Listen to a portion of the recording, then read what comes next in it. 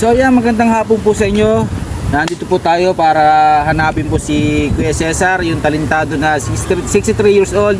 Hanapin po natin siya para meron tayong ibibigay sa kanya kasi may mga viewers tayong natuwa sa kanya. Ngayon, hanapin natin si Kuya Cesar. Samahan niyo kung hanapin siya. Puntahan lang natin siya sa kanila. Kanina po wala.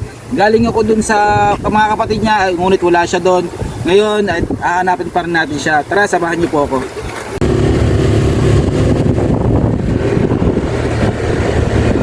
Sana makita natin si Kuya Cesar para may abot natin kunting biyaya na iaabot natin sa kanya.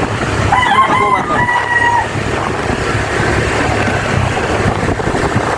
Kanina po kasi galing ako dito sa kapatid niya dito sa Barangay Alipet sa kapatid na gulo.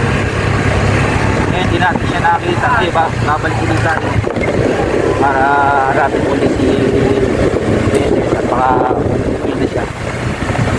Tapos kanina galing din tayo dito sa sa San Jose, sa may tapat ng Maria. Meron din siyang kapatid doon. Wala din siya doon. Sabi kasi kung saan daw napunta si Kuya Cesar, tapos minsan hindi na uwi, parang stow away. Kung sa abutan nila siya. Ngayon, babalikan po din natin. Baka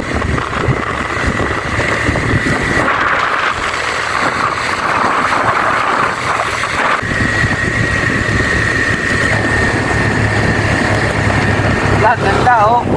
Nanguhulog sila oh. Naliligo. Nagpipiknik oh.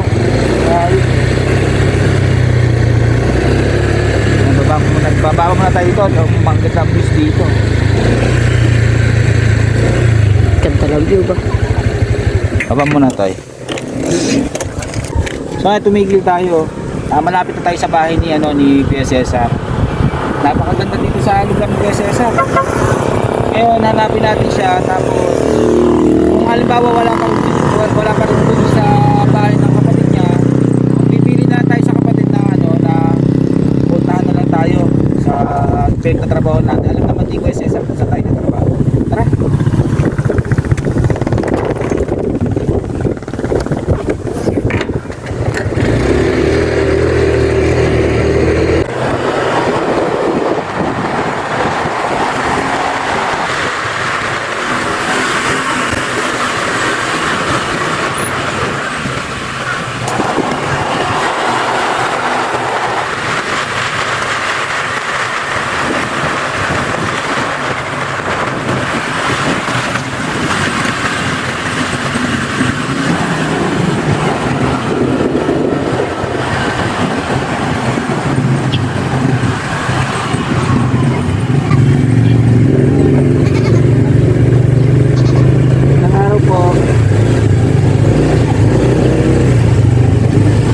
Kapatid ni Kuya Cesar.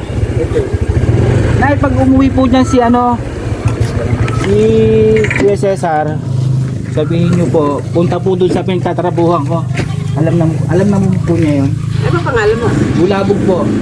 Bulabog. Akala ko Sabi na lang po, meron po akong iabot sa kanya. Kasi hindi ko makita talaga eh. Miskin sa patay, wala. Wala po, kasi nasabi ni... galing din po ako doon sa kapatid niyo, doon sa Puga. Wala din po doon. Dito raw sana o. Saan po? Papuntang Kalumpang. Papuntang Kalumpang? Saan kaya doon? Ako nga wala ito punta hindi sa patay. Wala akong may patay. Basta pag halimbawa umuwi po dyan, sabihin ko kayo na pumunta po doon sa akin sa pinag-video sa'yo, yung sa'yo pamilya Yan po kasi bibiyahe ako, iba makakita ka po. Bibiyahe ng buwan eh. Pasok na po sa bata. Punso nyo pa ba kapatid? Ano may asawa po po yan? Wala. Wala pa siya. Punta ka sa Apoy Bilay. Grade 5 na sakit ng minihitis. Ako yun po sabi niya, marami po nangangamusta sa kanya.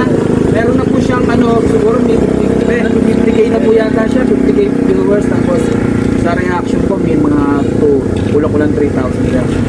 May marami nangangamusta. Hindi mo pa napapanood yan, Toy? Hindi. Sige po, ay, pasabi na lang po kayo Kuya Cesar na.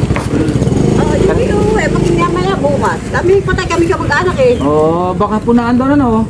Andyan lang yun sa court. Sa may likod loob. Eh, ako naman pong pumunta sa patay. Ay, oo, sis, pag-ala Ang kita. sabihin ko na lang sa pumunta sa'yo. Ako po, alam naman po niya yung pinagtatrabuhan ko. Tapos may kamag-anak yata siya doon eh. Yung may tindahan na pinagbimeriendahan namin. Kamag-anak daw po ni Kuya Cesar. Sige po. Isang buwan niya. Una na po kami, Nay. Sige. Sasabihin ko. Lagi ko nakakita yun eh. Hindi na uwi dito. Baka pinagpapalit ko ng damit, bibigyan ko pera. Bibigyan lang wala ka pera. Eh, dahil po natutuwa sa kanya kasi mahilig pa pala mamigay ng pera sa mga bata yon. Kaya hindi ko binibigyan ng pera yun. Ang sabi sa akin, pag binigyan mo ng pera yan, mas maraming bata ang bibigyan pera niyan. Oo. Eh, iniisip ko naman kasi may nag-o-offer ng bigas kaso may nagsasabi na wala daw kung saan daw napunta. Oo. Ay hindi niya naman mabubuhat yung bigas. Katulad nung wala dito. Baka ipagbigay ko bigas to, dadali lang yung gift sa amin. Hindi Pagbigay ko ah. sa kapatid. Yung binigyan nga nila ng ninong niya, 5 kilo daw. Malagkit, pinamingay lang. Pinamigay po. Ay, ano ko yung tatanungin ko na lang po kung anong gusto niya. Nakasama pa ho ba yun? Halimbawa, yayakarin, kakain, mga gano'n. Ano nasama yun? Nakasama na. Nasama yung malinis. Lang, kaya may isama. Minsan nagdumi na. Ayaw nga, no. Kaya kailangan bibihis mo, magbibihis mo. Binigyan ko naman ng... Pero sa pera po, maalam siya. Binigyan namin ng... Alam nga yung kaya wala na natin sila dito. Ah, Dalawang araw na nagalog kami. Bari kita pinigay yung gift na bago. Hindi na binigyan ko ay... Bili ko ng bagong shirt na maong. oo. Ang bili ko at 450. Nung bumalik, ang suot na shirt yung... Iba ng short na. Ano ang shirt? Baka ako pinagpalit. Ay, yung t-shirt. Kasi Hindi siya mahilig sa mga material na bagay, ano. Bis nga pera, pagka pinibigyan nung... Binigyan nga nung 5 kilong malagkit. Tinanong sa akin ng kanyang nino kung nadala dito, sabi wala. Sabi ko, kung ba ililihin ko, kung may dala, kami naman may malagkit din. O, sige po, Nay. Kaya basta, gusto ko lang mabigyan talaga yung si Kuya Cesar. Pinamimigay din niya pala yung pinamimigay sa kanya. Sige po, salamat po.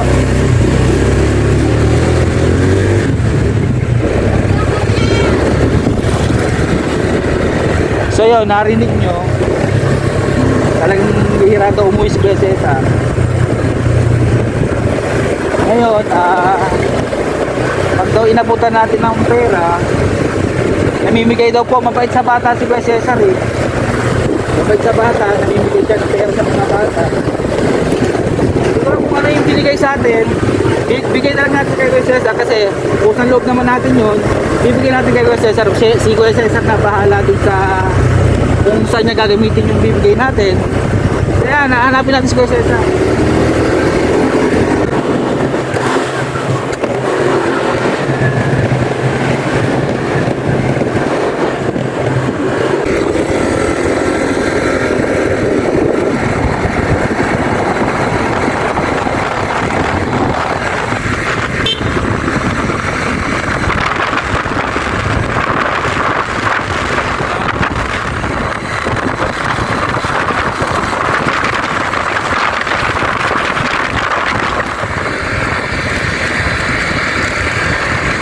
So ayan po, galing po tayo dun sa bahay po muli ng kapatid ni Kuya Cesar para tanungin kung nasaan na po si Kuya Cesar para may abot po yung biyayang ibibigay natin sa kanya. Kasi po marami talaga nag-comment doon sa videos niya, maraming natuwa, maraming nakaalala sa kanya, maraming tanong at hindi lang daw yun ng talent ni Kuya Cesar. Gusto ko rin malaman kung ano pa yung mga talent na kayang gawin ni Kuya Cesar. Si Kuya Cesar po ay napakabait po niyan, lalong-lalo na sa mga bata. Kaya gusto natin siyang tulungan kung meron tayong iaabot sa kanya. At narinig niyo po yung kwento ng kapatid ni Kuya Cesar. Ganun po siya, mabait. Kung anong meron si Kuya Cesar, pinamimigay niya. Gusto niya, lalong-lalo yung mga bata na mahal niya ang mga bata. Saya mga babayan, at maraming salamat dun sa nagbigay nito para kay Kuya Cesar. So sana abangan nyo po yung video namin ni Kuya Cesar. Sigurado po ako magkikita uli kami ni Kuya Cesar.